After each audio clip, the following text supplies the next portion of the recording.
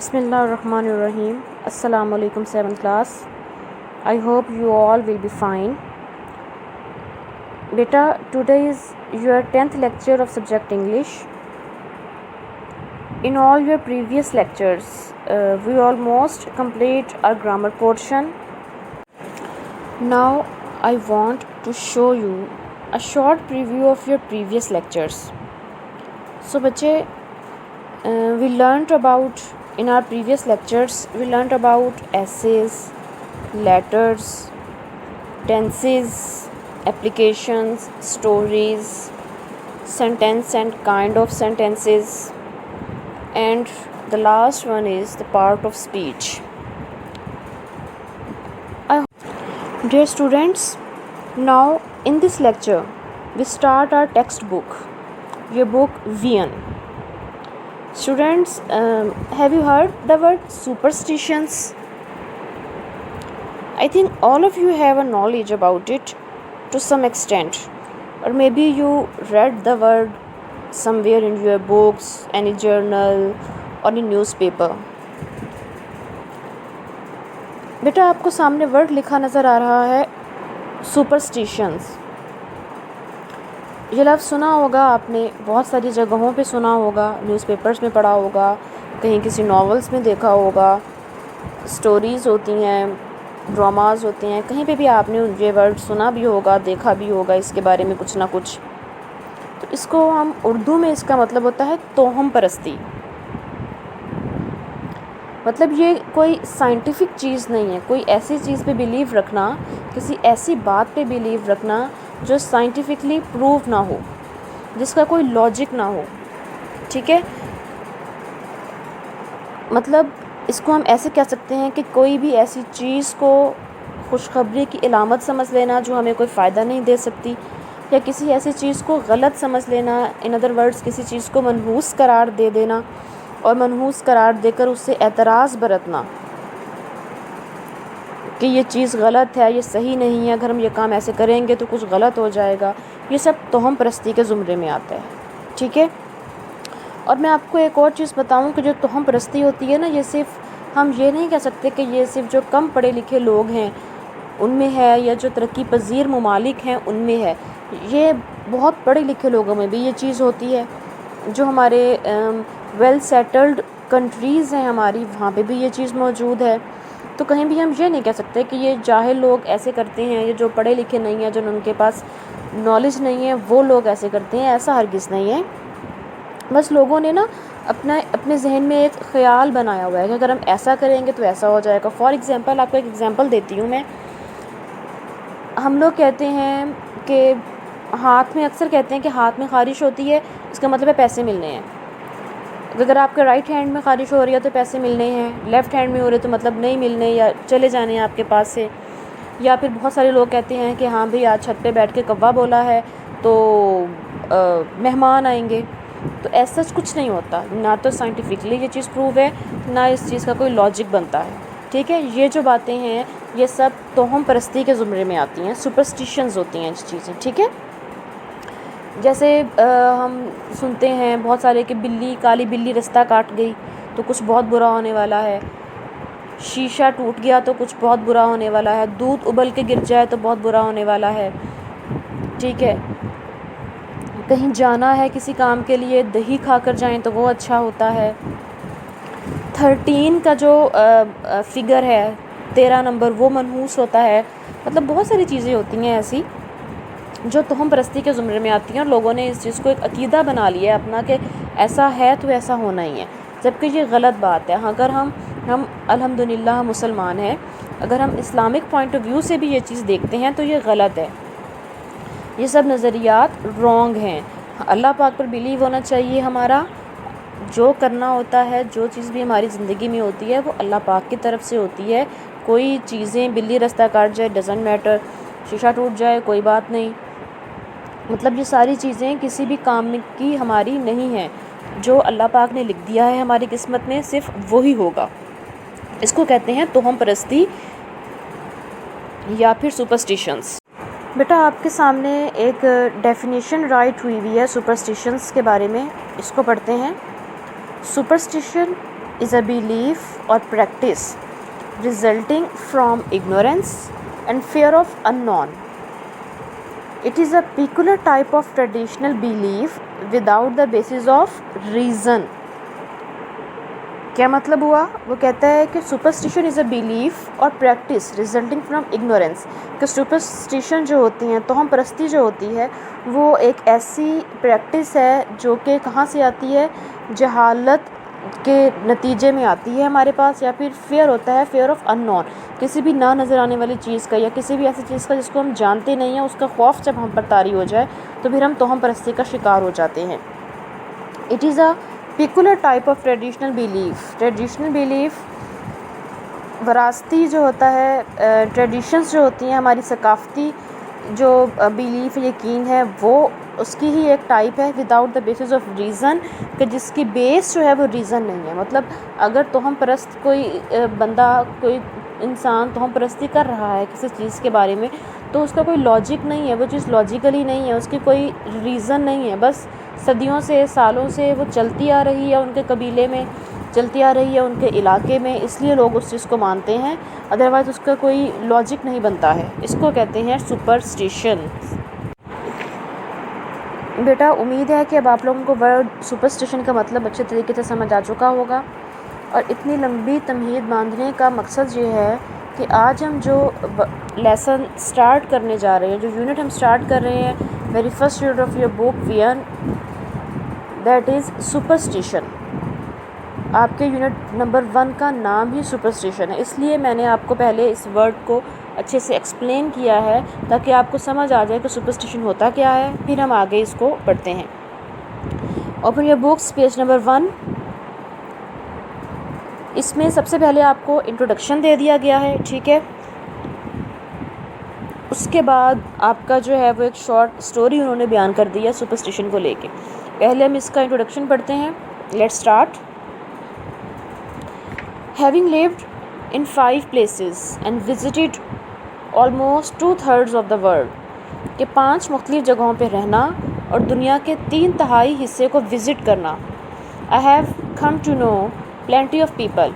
इस अरसे में मैं बहुत सारे लोगों से मिला हूँ, ठीक है, कि 5 मुख्तलिफ जगहों पे भी रहा हूँ और उसके बाद मैं दुनिया के एक तिहाई हिस्से को मैंने विज़िट कर लिया है।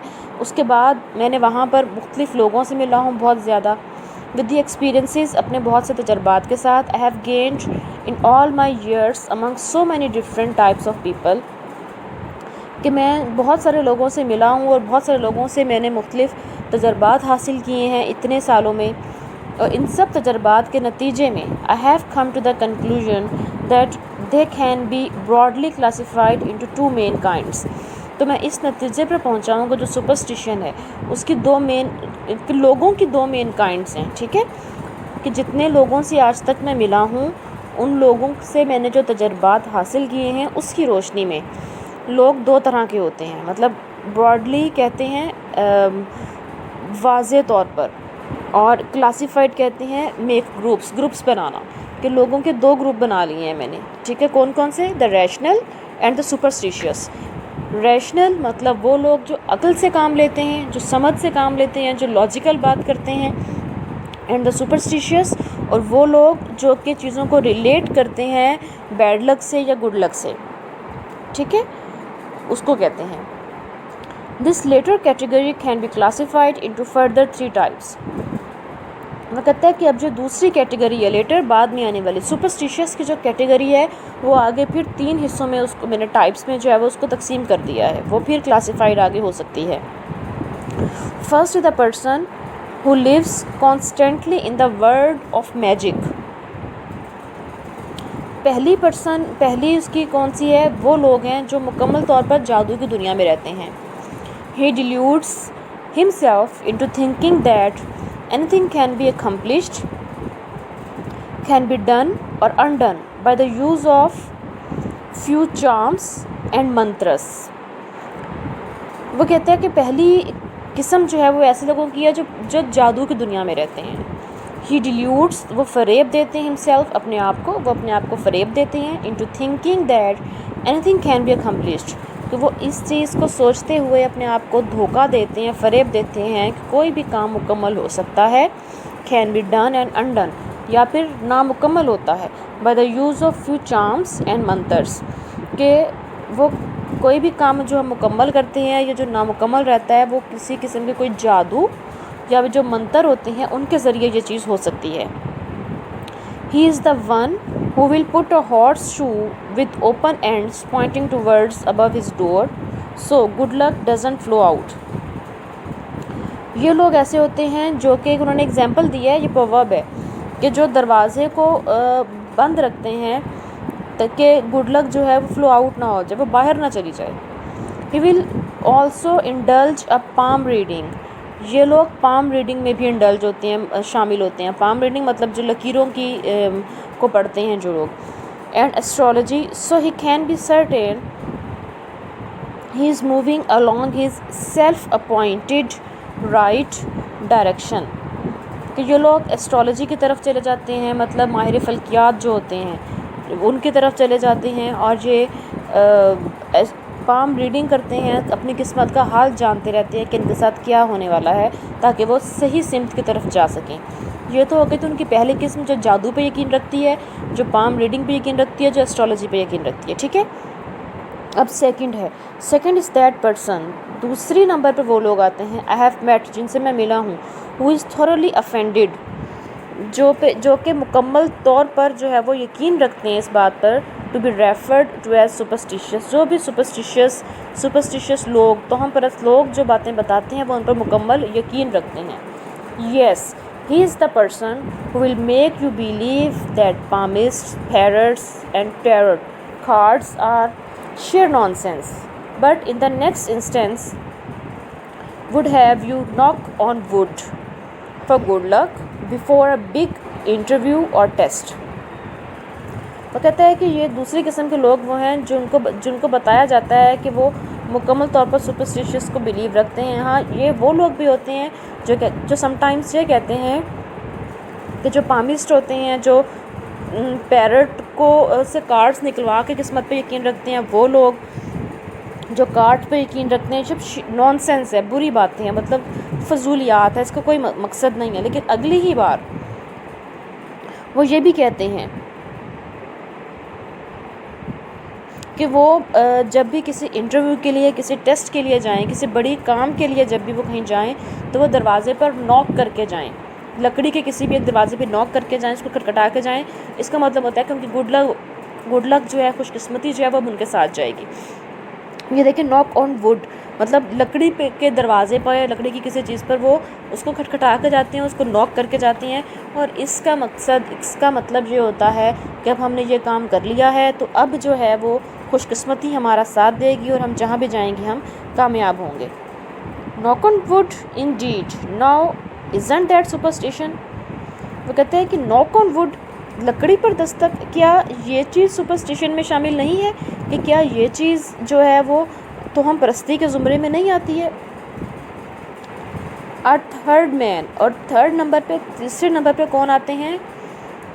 Third man is the most confused of them all. तीसरे नंबर पे वो लोग आते हैं जो इन सब में सबसे ज़्यादा कंफ्यूज हैं, जिनको अभी कुछ पता नहीं है, वो चीज़ों को बहुत ज़्यादा गहराई से तो लेते हैं लेकिन वो उन चीज़ों को समझ नहीं पाते। ऑल्दो अगरचा he has no believe in magical influences और rationalises everything in terms of physical cause and random coincidences. Although अगरचा ये वो लोग होते हैं जो कि इस तोहम परस्ती पर यकीन नहीं रखते, वो रैशनलिज़म पे यकीन रखते हैं, वो अक्ल से भी काम लेते हैं, ठीक है। फिज़िकली जो चीज़ मौजूद है सिर्फ उसी चीज़ को देखते भी हैं, लेकिन समटाइम्स वो दूसरी चीज़ों में इंडल्ज भी हो जाते हैं। He is the first to celebrate superstitious festivals, और यही वो पहले लोग हैं जो कि सुपरस्टिशियस के तोहम परस्तों के फेस्टिवल्स को भी सेलिब्रेट करते हैं, like Valentine day and Halloween. Valentine's day का आप सबको पता होगा, वैलेंटाइंस डे क्या होता है।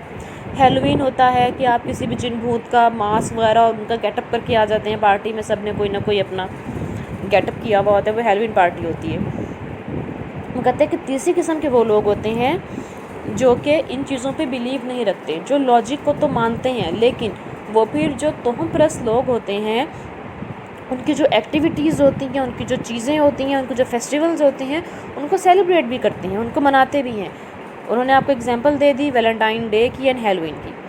He will indulge in such trivial festivals, वो वाकई में इन मामूली, ट्राइवियल कहते हैं मामूली, इन मामूली फेस्टिवल्स में शामिल होते हैं, simply as an opportunity for enjoyment, और may be because everyone is doing it, कि वो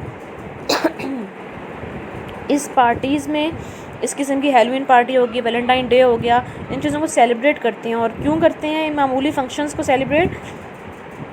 कि या तो वो उसको एंजॉय करना चाहते हैं, एंजॉयमेंट के लिए करते हैं, या फिर वो इसलिए ये कर रहे होते हैं क्योंकि बाकी सब लोग कर रहे हैं। मतलब वो अपनी सेंस को यूज़ नहीं करते, वो लॉजिक नहीं देखते, वो समटाइम्स ये देखते हैं क्योंकि बाकी ये लोग कर रहे हैं इसलिए हम भी ये काम कर लेते हैं, इसलिए वो ये काम करते हैं।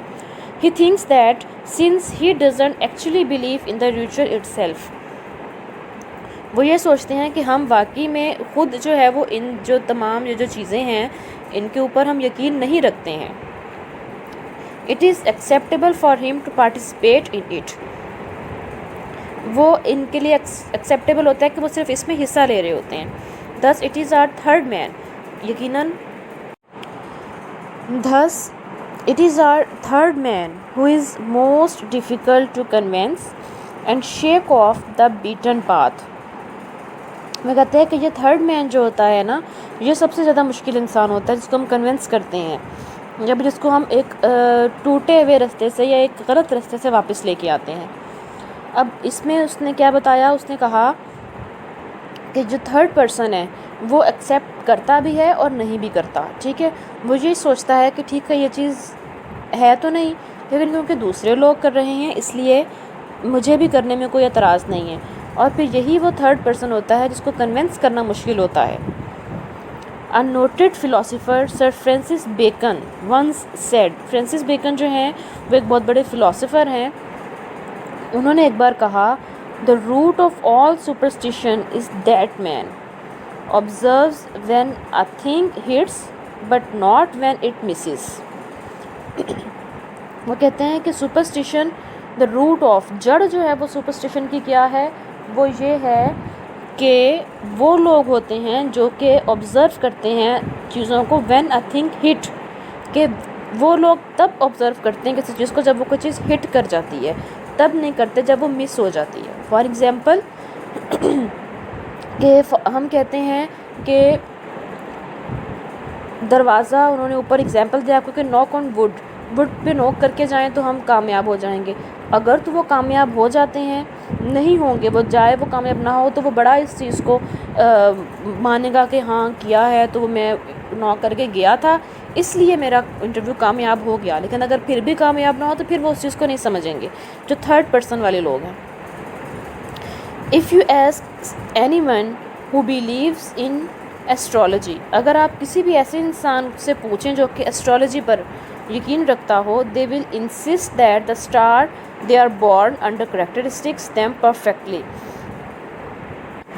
वो इंसान जो कि एस्ट्रोलॉजी पर यकीन रखता है, अगर आप उससे पूछें तो वो इस चीज़ पे इंसिस्ट करेगा कि वो जिस सितारे में पैदा हुआ है, मतलब अगर आप एस्ट्रोलॉजी के बारे में आपको इल्म हो तो उन्होंने एस्ट्रोलॉजी को डिफरेंट स्टार्स में तकसीम कर दिया है, ठीक है। वो कहते हैं कि वो जिस सितारे में पैदा हुआ है उसकी सारी खुसूसियात, उसके करैक्टरिस्टिक्स उसमें मौजूद हैं। जैसे किसी का कैप्रिकॉर्न होता है, किसी का एक्वेरियस होता है, किसी का सेजिटेरियस होता है, तो वो कहते हैं कि ये चीज़ें जो है उन सितारों में लोगों ने जिन्होंने इनको बनाया, नाम दिया, उन्होंने इसकी अलग अलग करैक्टरिस्टिक्स बता दिए कि इस जो कैप्रिकॉर्न में वाले मंथ में पैदा होगा वो उसमें ये वाली खुसूसियात होंगी, जो एक्वेरियस होगा उसमें ये होंगे, जो सेजिटेरियस होगा उसमें ये होंगे, जो ल्यू होगा उसमें ये होंगी, जेमिनी की अलग होगी। तो मतलब सबको अलग अलग करैक्टरिस्टिक्स दे दी। अब जो जिस सितारे में पैदा हुआ है वो उस चीज़ पे बिलीव करता है कि हाँ उसकी जो करैक्टरिस्टिक्स बताए गए हैं वो मुझ में मौजूद हैं। They do not realise they mould their personality to fit the definition of the star, कि वो इस चीज़ को रियलाइज़ नहीं करते कि वो अपनी पर्सनैलिटी को ख़ुद से मोल्ड कर लेते हैं। मतलब वो ये चीज़ अनकॉन्शियसली वो ऐसे करते हैं कि उनकी जो, अगर वो पहले सितारे का हाल पूछ देखते हैं कि उसमें उसकी क्या क्या करैक्टरिस्टिक्स आ रहे हैं, फिर अपने आप को वो उस करैक्टरिस्टिक्स के मुताबिक अपने आप को चेंज कर लेते हैं। उस स्टार की डेफिनेशन पर ख़ुद को पूरा करने के लिए। We think when something positive happens to us, जब हम देखते हैं कि सब कुछ मुस्बत हमारे साथ हो रहा है, इट इज़ नॉट बिकॉज अल्लाह सुब्हानहू व तआला हैज़ विल्ड इट, तो हम ये नहीं सोचते कि ये सारा कुछ अल्लाह पाक ने किया है, इसकी वजह अल्लाह है, but that specific things had help in gaining success. वो कहता है कि जब हमारे साथ कुछ पॉजिटिव चीज़ें होती हैं तो हम ये नहीं सोचते कि ये सब कुछ अल्लाह पाक ने किया है, बल्कि हम ये सोचते हैं कि जो कुछ भी हमें मिल रहा है वो ये सब जो हम कोई ऐसी कोई चीज़ हमने की है या जो हमारे स्टार में लिखा हुआ था ये इस वजह से ऐसा हो रहा है, मतलब उल्टा ले जाते हैं इस चीज़ को। A good example of this is my friend. इसकी एक बेहतरीन मिसाल जो है वो मेरा फ्रेंड है साद, जिसका नाम साद है। He once passed a difficult mathematics examination using his father's pen।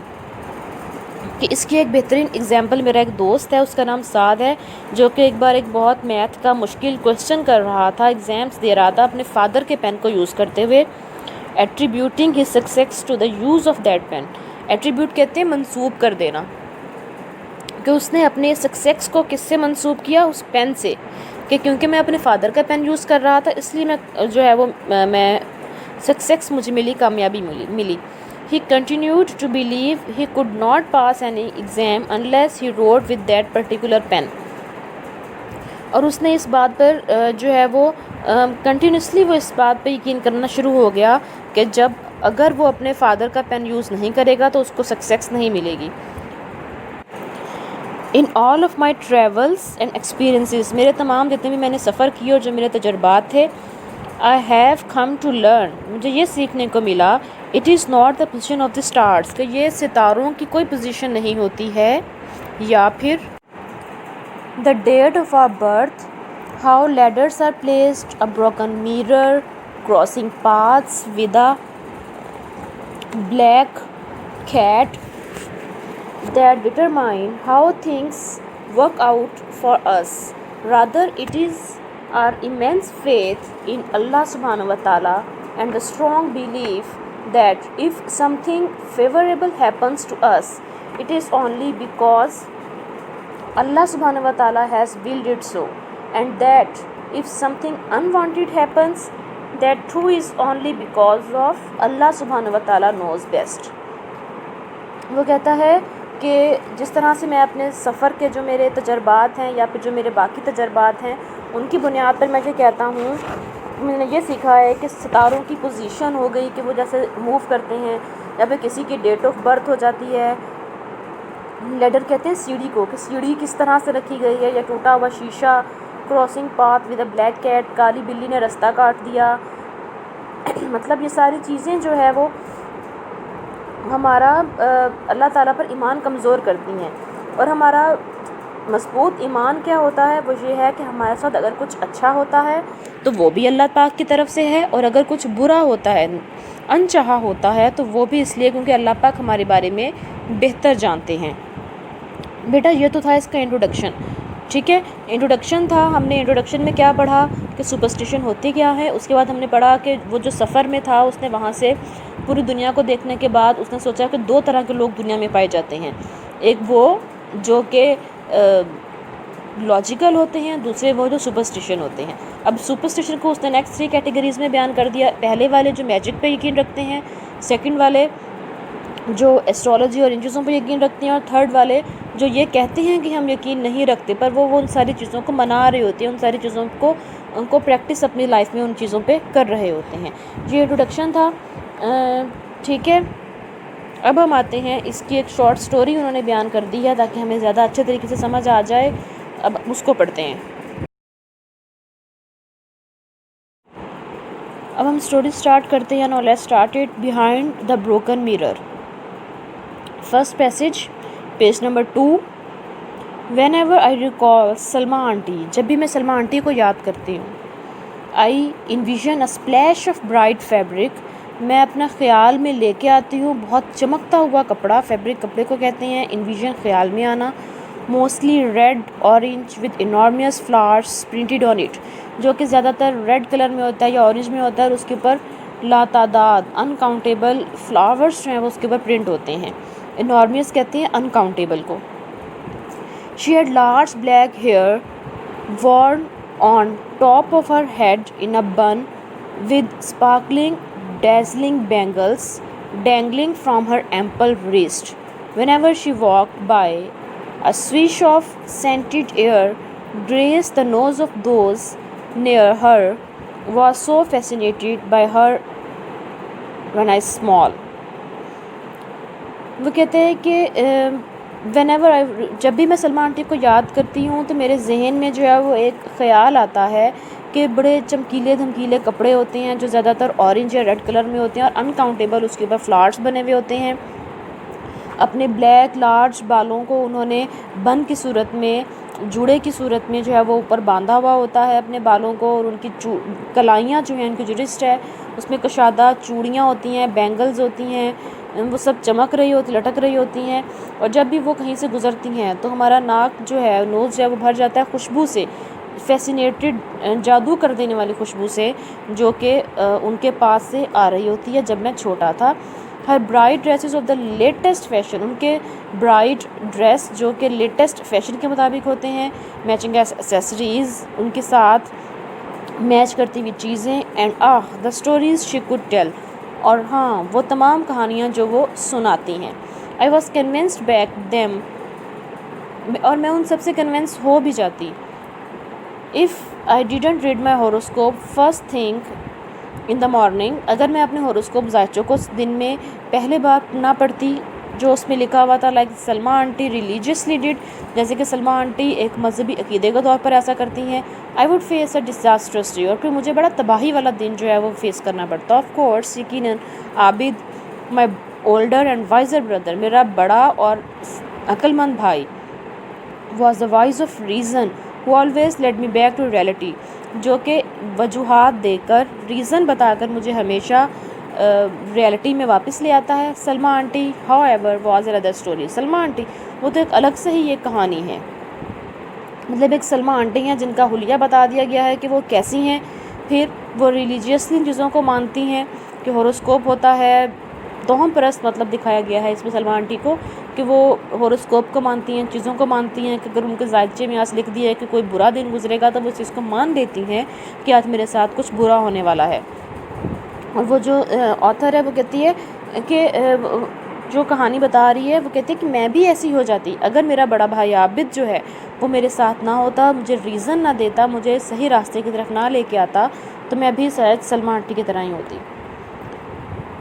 Once when mother was in the bedroom getting ready for my cousin Sufia's wedding, जब मेरी मदर, मेरी वालिदा जो कि बेडरूम में मेरी कज़न सूफिया की शादी पर जाने के लिए तैयार हो रही थी, there was a loud crash, एक बहुत बड़े शोर की आवाज़ आई। We all rushed up the gleaming white, हम सब भागते हुए जब गए तो हमने देखा कुछ सफ़ेद चमकती हुई चीज़ है। Winding staircase in the center of our house to mother's room, the third door on the left. There we were, stunned by the sight of thousands, no millions, of small glittering pieces of what seemed to diamonds with mother in their center. मतलब वो कहते हैं कि हम, मेरी cousin है, मेरी cousin Sophia की शादी पे जाना था, सब तैयार हो रहे थे, तो अचानक से हमें एक बहुत बड़े क्रैश की आवाज़ आई, वो कुछ चीज़ टूटने की। जब सब भागते हुए वहाँ पे गए हैं तो हमने देखा कि एक शीशा टूटा हुआ था और वो हज़ारों नहीं बल्कि लाखों छोटे छोटे पीसेस चमकते हुए जो हैं वो गिरे हुए थे मेरी माँ के कदमों में, वो नीचे गिरे हुए थे। ठीक है, ओह हेल्प अस ऑल, हम सब की मदद करो। We have broken the mirror, तुमने शीशा तोड़ दिया। नाउ व्हाट विल हैपन, अब क्या होगा। This is such a bad omen, bad omen, omen कहते हैं वार्निंग को, फोरकास्ट को, कि ये तो बहुत बुरा शगुन हो गया है, ये शीशा टूट गया, ये तो बुरा हो गया है। We are going to a wedding that is already doomed, हम उस शादी में जा रहे हैं जो पहले से ही मुकद्दर में लिखी जा चुकी है। Yelled Salma aunty frantically, frantically कहते हैं कश्मकश में, और येल से निकला है, येल मतलब चिल्लाना। तो सलमा आंटी चिल्लाती हैं कश्मकश के साथ कि हम उस शादी में जा रहे हैं जो पहले से मुकद्दर में किस्मत में लिखी जा चुकी है। She was dressed in most beautiful brocade shalwar kameez, उन्होंने वो पहना हुआ था, उन्होंने बहुत ज़्यादा, सबसे ज़्यादा खूबसूरत कम ख्वाब के ब्रोकेड कम ख्वाब एक कपड़ा होता है कि shalwar kameez, and was in the process of styling her hair when this disaster unfolded, कि जब ये डिज़ास्टर हुआ, जब ये तबाही हुई, मतलब शीशा टूटा जब, तो वो अपने सब बहुत ज़्यादा खूबसूरत कम ख्वाब के ब्रोकेट के बने हुए शलवार कमीज़ में थी और वो अपने बालों की स्टाइलिंग कर रही थी, वो प्रोसेस चल रहा था। Now she could be seen running from the stairs to the room back and forth, screaming all the time, her luxurious black hair flying behind her, कि फिर वो जब वो शीशा टूटते हुए वो देखती हैं तो वो भागती हुई आती हैं, स्टेयर्स पर चढ़ती हैं, उतरती हैं, मतलब बहुत ज़्यादा परेशानी की हालत में होती हैं और साथ साथ पूरा टाइम जब वो चिल्ला रही होती हैं, और इस चिल्लाने में, इस कश्मकश में, इस टाइम में जो बड़े कीमती ब्लैक हेयर जो होते हैं वो उनके पीछे हवा में उड़ रहे होते हैं। It was almost like a commercial of the shampoo, तो ये बिल्कुल ऐसे लग रहा था जैसे कि किसी कमर्शियल में कोई शैम्पू की कमर्शियल चल रही है टीवी के ऊपर। That is what I thought at that time, और ये वो चीज़ थी जो उस वक़्त मेरे जहन में आई थी। Abid, go find Shamsu, where is Munni Bi, we have all the servants run off too, screamed Salma aunty at the top of her lungs, looking for the servants to come and clean the mess. Salma aunty जो है वो अपने बहुत ज़ोर से चिल्लाती हैं, सब नौकरों को आवाज़ देती हैं कि आबिद है, उससे पूछते हैं कि शमसू किधर है, मुन्नी भी कहाँ पे हैं, बाकी सर्वेंट्स कहाँ पे हैं, आएँ और आकर जल्दी से इस मेस को, इस कचरे को जो है वो साफ़ करें। What does she mean by bad omen and doomed wedding, I inquired innocently, is there going to be a flood or an earthquake.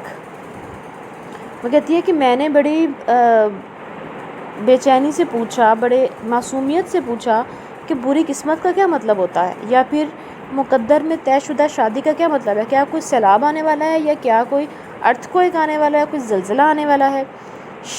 Child, retorted Salma aunty, Salma aunty ने उसको चुप करवा दिया। Close, come closer and I will explain, मेरे पास आओ, मैं तुम्हें explain करूँ। Do you know that breaking a mirror accidentally is a sign of 7 years of bad luck? क्या तुम्हें ये नहीं पता कि जब एक शीशा टूट जाए तो 7 साल तक बदकिस्मती जो है वो हम पर छा जाती है। इस लाइन को आपने अंडरलाइन भी कर लेना है बेटा MCQs के हवाले से। Our reflections in the mirror are our souls, के शीशे में जो हमारा रिफ्लेक्शन होता है, जो हमारा अक्स होता है, वो हमारी रूह होती है। So if any reflection is shattered, so कोई भी अक्स जो है अगर वो बिखर गया है, शैटर्ड बिखर जाना, then our souls are also shattered, तो फिर हमारी रूहें भी बिखर जाती हैं। Do you see now Marjan, क्या तुमने कहीं मरजान को देखा है? Explain Salma aunty, Salma aunty ने उससे पूछा with a very concern look on her face, अपने चेहरे पर बड़ी ही फ़िक्रमंद वाली नज़र डालते हुए, ना फ़िक्रमंदी ज़ाहिर करते हुए।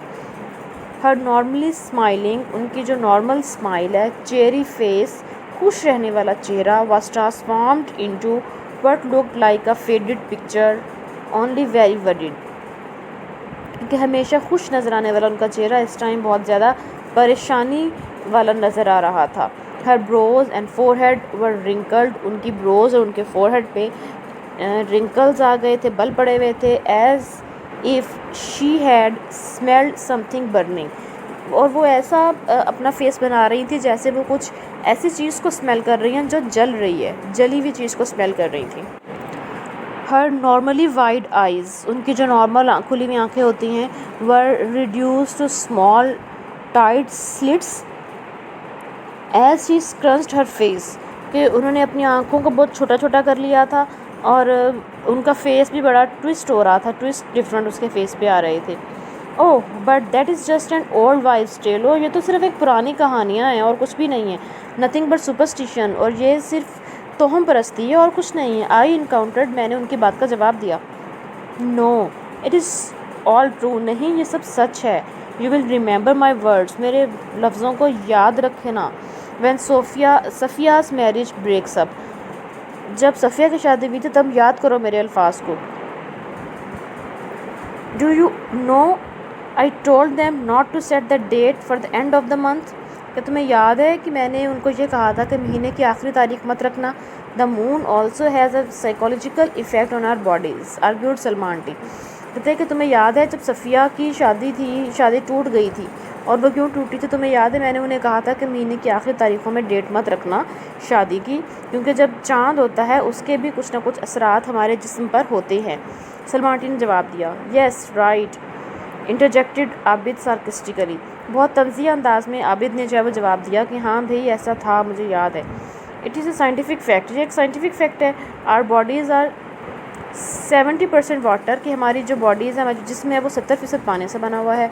And we all know that the waxing and the waning of the moon, कि मून का घटना और बढ़ना has an effect on the tides and oceans, के जो दरियाओं की और जो ओशन हैं, जो उनकी जो लहरें हैं उनकी उन पे बड़ा इफ़ेक्ट होता है चाँद के घटने का और बढ़ने का। सो वाई नॉट आर बॉडीज़, तो हमारे जिस्म पर क्यों नहीं होता। Argued Salma T, Salman aunty ने आर्ग्यू किया, मतलब वो बहस करती हैं कि जब चाँद का इफ़ेक्ट लहरों पे हो सकता है, ठीक है, समुद्रों की लहरों पे हो सकता है, तो फिर ये हमारे जिस्म पे क्यों नहीं हो सकता। दिस इज़ शिर्क, ये शिर्क है। अल्लाह सुब्हानहू व तआला is the only one who controls everything, कि सिर्फ अल्लाह पाक ही है जो हर चीज़ को कंट्रोल करता है। We can't give a creation of Allah सुब्हानहू व तआला's parts that only he possesses, कि हम किसी भी और चीज़ को वो ताकतें नहीं दे सकती हैं जो सिर्फ अल्लाह पाक ही जिसका मालिक है। पोजेस होता है, पोजेसिस होता है मालिक होना, मलकियत ज़ाहिर करना। आबिद इमीडिएटली डिस्प्यूटेड हर क्लेम, आबिद ने जल्दी से उनका जो उन्होंने जो क्लेम किया था उसके ऊपर ऑब्जेक्शन किया कि ये शिर्क है, कि ऐसा हो रहा है, जो चीज़ भी होती है वो अल्लाह पाक की तरफ से होती है, और अल्लाह पाक हर चीज़ का मालिक है, और हम किसी को भी अल्लाह की मलकियत नहीं दे सकते। Brother Abid, may be it's all true, भाई आबिद हो सकता है ये सब सच हो।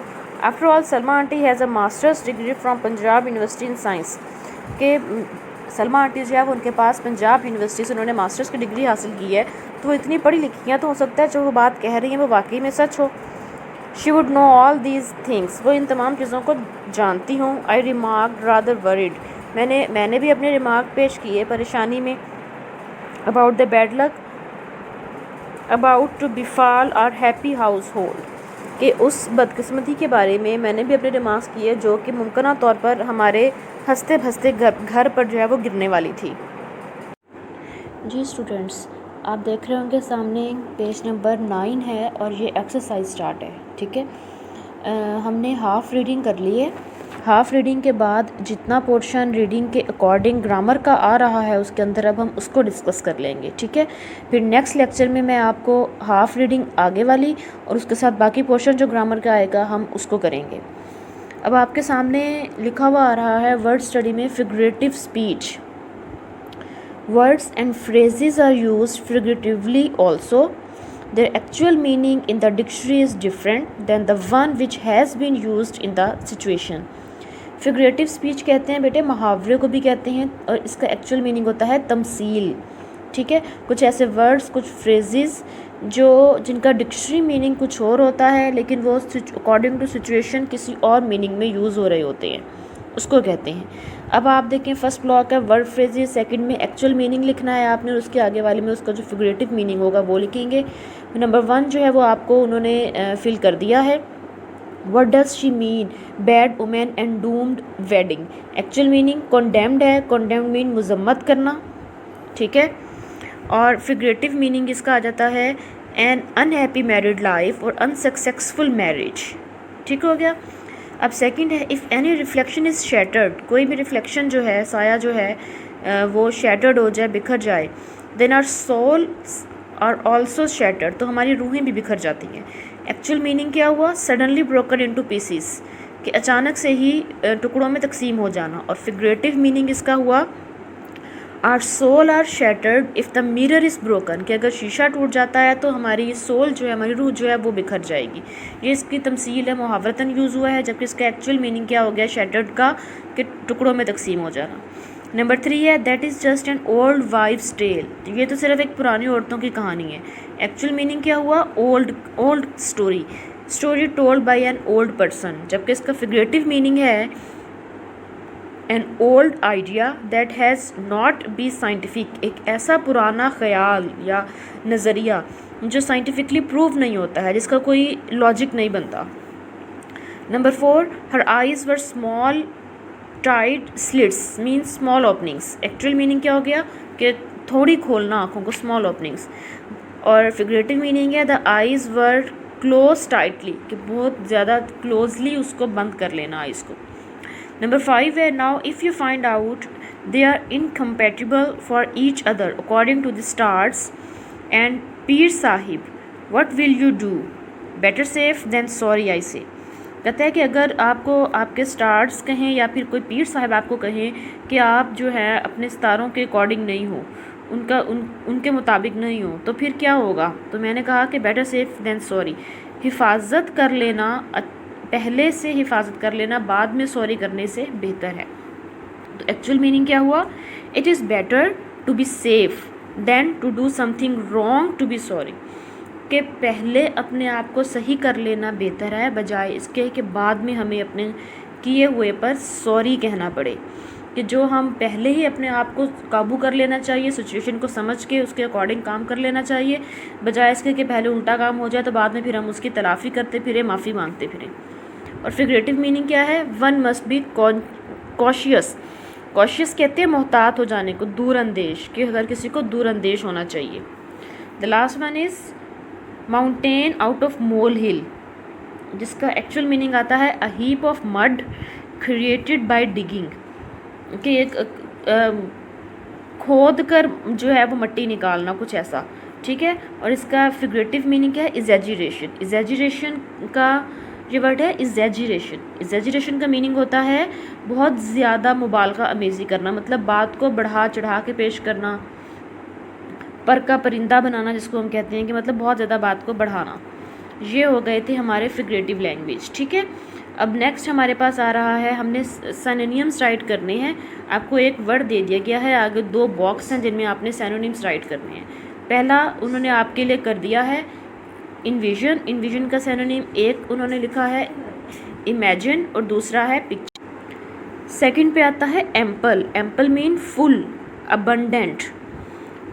नंबर 3 है एसेसरीज, मीन इक्विपमेंट्स या एक्स्ट्रा जो भी चीज़ें आपके पास हों। Credence, acceptance, belief. Next number 5 पे आ रहा है डिज़ास्ट्रस, मतलब तबाही, तबाहकुन। Devastating, tragic. नंबर 6 लग्जूरियस, मतलब कंफर्टेबल, लेविश, मतलब बहुत ज़्यादा आरामदेह चीज़। Omen, warning, forecast. स्लिट्स का सिनोनिम है cut, gash. Number 9 waning. Waning means disappear, गायब हो जाना, डिक्रीज, कम हो जाना।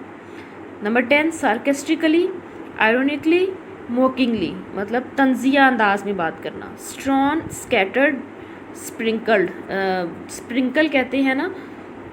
Ritual, ceremony, tradition. Incredulous, disbelief, doubtful. जी, ये एक्सरसाइज हमारी हो गई पेज नंबर 9 पे। ये एक्सरसाइज हमने आज कंप्लीट की है। Page number 10 part C. Next आपका है question, change the paragraph below by using synonyms to replace the underline words, के जो वर्ड्स अंडरलाइन हुए हैं उनकी जगह आपने उनके सिनोनिम्स राइट करने हैं। Salma aunty just put her head down and walked out of the room. Her head down means feel shame and walked out of the room, straight out of the room, कि Salma aunty ने शर्म के मारे अपना sir नीचे किया और सीधी कमरे से बाहर निकल गई। You will soon know, know means understood और अंडरस्टैंड।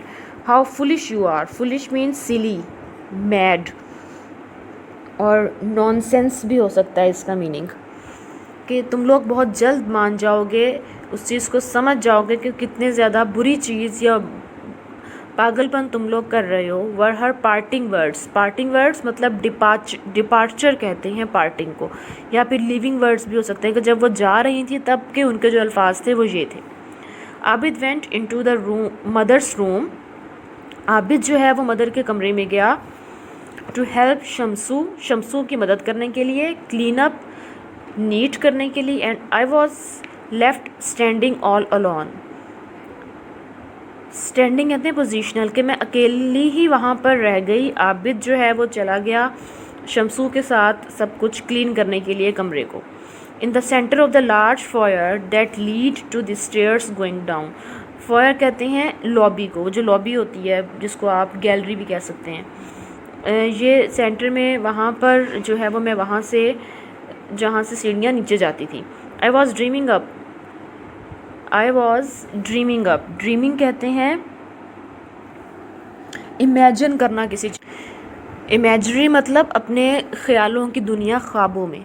वो कहते हैं कि I was dreaming up all sorts of mishaps, mishap कहते हैं इंसिडेंट को, about to descend on us, descend कहते हैं फॉल, कि मैं ख्यालों में ही मैं उन सारी चीज़ों को, उन इंसिडेंट्स को सोचने लग गई कि जो इस शीशा टूटने की वजह से हमारे साथ हो सकते थे। एंड इमीडिएटली, और जल्दी से ही, रश्ड भाग पड़ी, run to find Salma aunty, Salma aunty को तलाश करने के लिए। So I could learn mean know या डिस्कवर, कि मैं ये जान सकूं, हाउ टू इनकाउंटर और काउंटर, डील विद मतलब फेस करना किसी चीज़ को, the effect of broken mirror, कि टूटे हुए शीशे के जो इफ़ेक्ट होंगे, जो असरात होंगे, उससे अपने आप को किस तरह से बचाना चाहिए या उससे कैसे उसको फेस किया जा सकता है। इन सारी चीज़ों को पूछने के लिए मैं सलमा आंटी की तरफ भाग पड़ी। नेक्स्ट पार्ट, डी पार्ट आपका है एक्सप्लेन द फॉलोइंग। अब ये कुछ वर्ड्स दिए गए हैं, आपने इनके मीनिंग्स राइट करने हैं। Made up my mind mean decided, किसी कोई चीज़ डिसाइड कर लेना। World around, turn around. Number 3 है turn her face away mean look in another direction, किसी दूसरी सिम्त देखना। Cross your path, come in your way. Number 5 not going to give up, keep trying, कोशिश करते रहना। Voice of reason, a rational reasoning that make anything. Number 7 screamed at the top of her lungs, shout in a loud voice, ऊंची आवाज़ में चिल्लाना। Number 8 है swish of scented air graces nose, pleasant smell of perfume, कि perfume की अच्छी सी खुशबू। Last one entertain such ideas mean welcome such things। उसके बाद आप एफ़ पार्ट की तरफ आएंगे, वर्ड फैमिलीज़। वर्ड फैमिली को कंप्लीट करना है। 7th क्लास बेटा जी आप 6 में भी कर चुके हैं, इसलिए इसको मैं ज़्यादा एक्सप्लेनेशन की तरफ नहीं जाऊंगी। Complete the word family, the first one has been done for you, पहला जो है वो आपके लिए कर दिया गया है। इनहेबिटेड, अनइनहेबिटेड, हैबिटेशन, हैबिटेट, ठीक है। एडजेक्टिव है, नाउन है, वर्ब है। एक्सपायर आ गया है, एक्सपायर का unexpire, expiry, expiratory. Close, closure, unclose, closeness, close. Moral, moral का एडजेक्टिव आ जाएगा मॉरलिस्टिक, नाउन है मॉरलाइज, वर्ब है मॉरलिस्ट। ग्रेड का एडजेक्टिव अनग्रेड, नाउन ग्रेडेशन, और वर्ब आ जाएगा ग्रेजुअल। ओके बेटा, नाउ ओपन पेज 11। एक्सरसाइज है जी आपकी, कुछ वर्ड्स आपको दिए गए हैं। इन वर्ड्स को आपने, ये जो पैराग्राफ है इसमें ब्लैंक्स हैं, इनको आपने फिलअप करना है, ठीक है।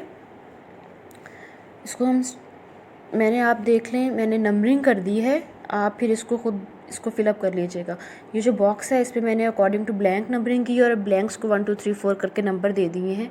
फिर ऊपर से आपने उठा के नीचे इसको फिलअप कर लेना है, ठीक है। स्टार्ट करते हैं इसे। There would be no extra holidays this summer in school. इस समर स्कूल में एक्स्ट्रा हॉलीडेज नहीं होंगी। Madam decided to be the voice of reason, ठीक है। She had made up her mind to inform the school at assembly not to entertain each ideas as hoping for extra holidays this summer. She screamed at the top of her lungs as the microphone was not working properly. The students in class 7 decided they were not going to give up, and after the assembly they उन्होंने plan किया to go and convince madam to see it their way, कि students ने कहा कि वो अभी तो नहीं बोलेंगे, लेकिन बाद में उन्होंने प्लान किया कि हम मैम के पास जाकर जो है वो उनको कन्विंस करने की कोशिश करेंगे। नाना जान वॉज गेटिंग रेडी फॉर सलातुल जुमा। सलातुल जुमा के लिए जो है वो नाना जान रेडी हो रहे थे। I whirled around and turn my face away because I felt a tingling in my nose. A swish of scented air grazed my nose. Lo, Nana Jan in his crisp white shalwar crossed my path on his way to the masjid। कि मैं नाना जान जो हैं वो उस सलातुल जुमा के लिए रेडी थे, तो मैं भी उनके साथ था, लेकिन मैंने अपना फेस टर्न कर लिया कि मुझे अचानक से अपने नोज़ में कोई चीज़ महसूस हुई। तो बड़ी खूबसूरत सी अच्छी सी स्मेल थी परफ्यूम की जो मुझे सूंघी मैंने, जो मुझे फ़ील हुई कि अब नाना जान जो हैं वो अपने वाइट शलवार कमीज़ में जो है वो बड़े अच्छे से मेरे रास्ते से गुज़रते हुए मस्जिद की तरफ जा रहे थे। ठीक है बेटा, ये तो आपका हो गया आज का लेक्चर कंप्लीट। बाकी अब आपकी एक्सरसाइज रह गई है, ठीक है, और एक्सरसाइज और रीडिंग रह गई है। वो जो है मैं आपको करवाती हूँ नेक्स्ट लेक्चर में, ठीक है। इसको आपने वर्क को अपने को लर्न करना है। लर्न करने के साथ साथ नोट बुक के ऊपर जो चीज़ है, तकरीबन सारा कुछ बुक के ऊपर करने वाला ही है। ये सारा वर्क आपने बुक पे करना है। अब आपको मैं आपके डेली वाइज जो भी डायरी है आपकी, वो मैं आपको शो करवा रही हूँ। आप अपनी डायरी देख लें और इसके हिसाब से आपने डेट्स भी लगानी है अपने डायरी में, और डेट के साथ साथ आपने उस वर्क को डेली बेसिस पे करना है, ठीक है जी बेटा। ये आपके सामने जो है वो आपकी डायरी है। मैंने डेट वाइज आपकी डायरी लिख दी है। इसके अकॉर्डिंग अगर आप काम करेंगे ना, तो आपकी डायरी भी अच्छे तरीके से हो जाएगी और ये सारा वर्क आपको साथ के साथ लर्न भी हो जाएगा। अब देखिए, जून 15 है मंडे। उस दिन आपने क्या करना है, पेज नंबर 1 इंट्रोडक्शन जो उसका है, आप वो सारा इंट्रोडक्शन करेंगे, ठीक है। सेकंड 16 को ट्यूसडे को आपने क्या करना है, पेज नंबर 2 और 3 इसकी रीडिंग करनी है आपने, जितनी मैंने करवा दी है आपको लेक्चर में। और आपको याद होगा कि ट्यूसडे जो होता है वो आपका वीकली टेस्ट डे भी है, तो इस दिन आपका टेस्ट भी होगा जो टीचर्स जो हैं वो ग्रुप में अनाउंस कर देंगे। 17 वेंसडे को आपने क्या करना है, पेज नंबर 9 है एक्सरसाइज का, उसका पार्ट ए है, आपने वो लर्न करना है। 18 थर्सडे को आपने पेज नंबर 9 पे ही सेकंड पार्ट है, बी पार्ट, आपने वो लर्न करना है जो सिनोनिम्स हमने राइट किए थे। 19 फ्राइडे को आपने एक्सरसाइज पेज नंबर 10 जो है उसके ऊपर उसके पार्ट हैं सी, डी और एफ़। जो पार्ट मैं आपको बता रही हूँ आपने जस्ट यही करने हैं, ठीक है। इन पार्ट को आपने लर्न करना है। और लास्ट में सैटरडे 20 जून आपने पेज नंबर 11 पे पार्ट जी है, आपने उसे लर्न करना है, ठीक हो गया। अब आप according to these dates and days अगर आप अपना वर्क करेंगे ना बच्चे, तो आपका वर्क आसानी से कंप्लीट हो जाएगा। कोई आपका क्वेश्चन है तो आप लोग ग्रुप्स में जो है वो टीचर से पूछ सकते हैं, या फिर कमेंट बॉक्स में कमेंट कर दें, आपको जवाब दे दिया जाएगा। बहुत अच्छे से लर्न कीजिएगा, अपना ख्याल रखिएगा। अल्लाह हाफिज़।